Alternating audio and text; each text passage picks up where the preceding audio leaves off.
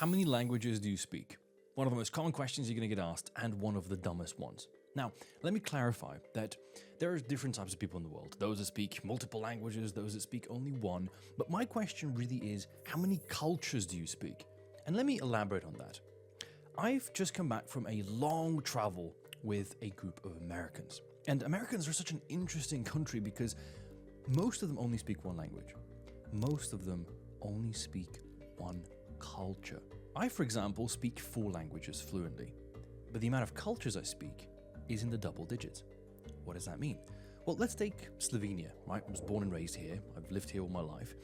I speak one language, Slovenian. Everybody here speaks this language, but there are dialects to it. And there are a lot of dialects. I mean, in fact, our country, for some weird reason, even though it's so small, has 258 municipalities, I think. I digress because I can speak fluently and culturally at least 5 different dialects of Slovenian. That means that depending on the region I'm in, I can sort of assimilate myself and speak with their particular sub-accent. When it comes to something like England, which I've never been to, so it's a bit biased of me to say this, but I would assume that I can probably go by the United Kingdom and mimic at least 3 of their sub-accents. Why are you laughing for? Why are you laughing for? I'm being serious. I'm being serious. How can I fucking sausage me upside down, you stupid little cunt? What's this called then, this latest car? It's called a Range Rover. Which means I can understand the subcultures that they have going on.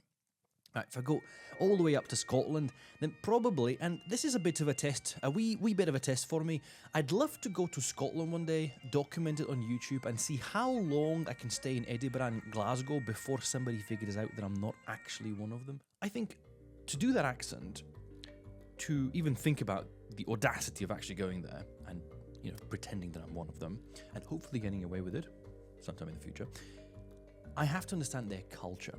And so if we circle back to our good old friends, the Americans, which I like a lot. In fact, there's quite a few members in this group that were mixed, which means that they also speak another language, which means they understand another culture.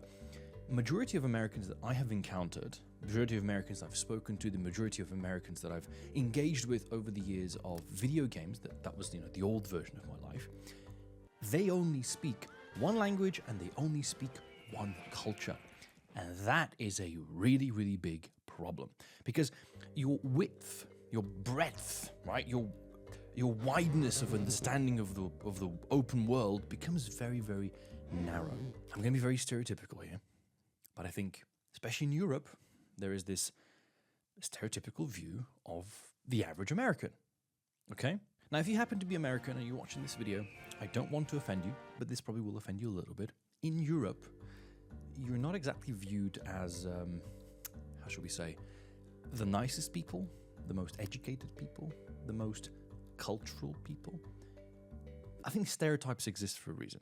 Now, I'm sure that over in the States, there's things that you will say about Europeans and things you'll say about Asians and things you'll say about, whoever else might come venture into your wonderful country. But the frustration that I feel is that because America is such a big melting pot of cultures, even just hopping from New York to Boston, there'll be a massive change in the culture. If you're down in Miami or if you're in California, God forbid, there are so many different subcultures, sub-accents, dialects. And I think in order to understand these accents, we have to understand the culture that lives behind them. But it also works the other way around. You see, when you travel the world, you will engage different cultures and different dialects of their own. I, for example, just came back from Japan, and Japan is a very beautiful but also very unique place. And there's some cultural shocks that occur for somebody who comes from Europe or somebody who comes from America. My thought process is that without the openness, which I, for example, have and a lot of people unfortunately don't, is that when you travel to a different country, you have to be open for the direct changes in the cultural shift and acknowledge them and start taking them in.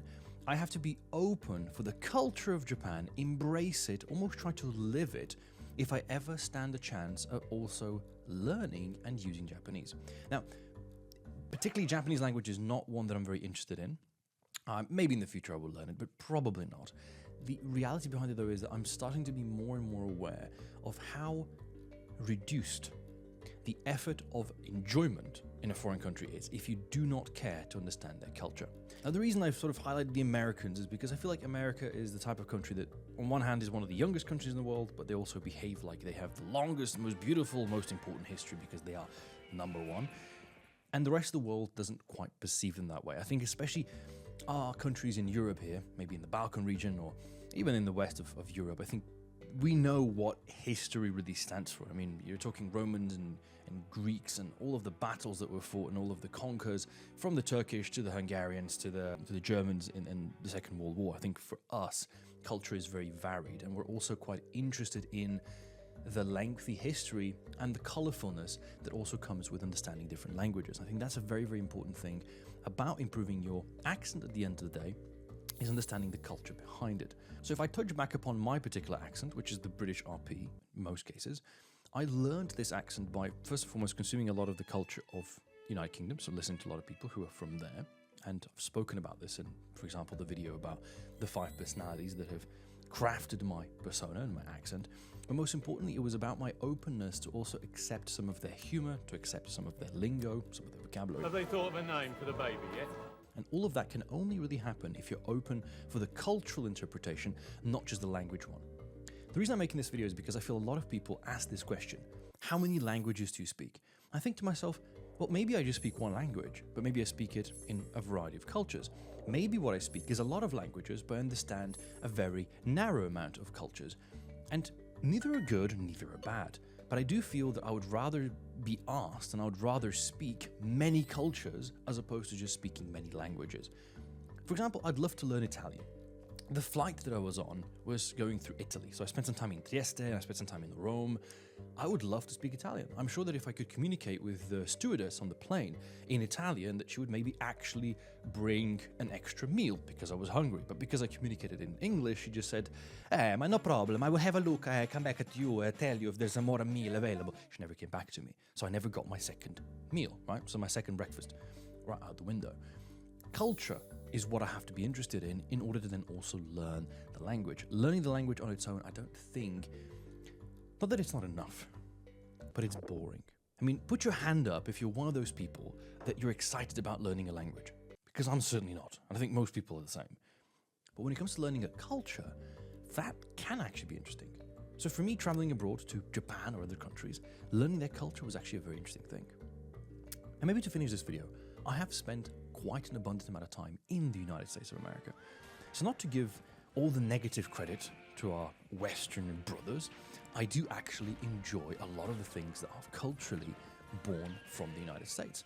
And of course, that is why learning how to do the American accent for me was not that difficult to do, because the American accent I had to base in the reality of the culture that was United States of America. Now, I did also receive some negative feedback on my American accent, stating that it's almost like I'm imitating something that I don't quite, I'm mocking them. In a lot of ways, I am mocking the American accent because I'm not a big fan of it. If I have to choose, if you put a gun to my head or a knife to my throat and you ask me, do you prefer the American accent or the British one? I will always go for the British accent. I might even go for the Balkan English. I might even say that this Balkan English I prefer over the American accent. But when I travel, I use the American accent because I want to practice it, because it's one of those things I just want to get part of the culture and understanding and embrace it. Whether or not I like the culture, that is an entirely different thing to debate.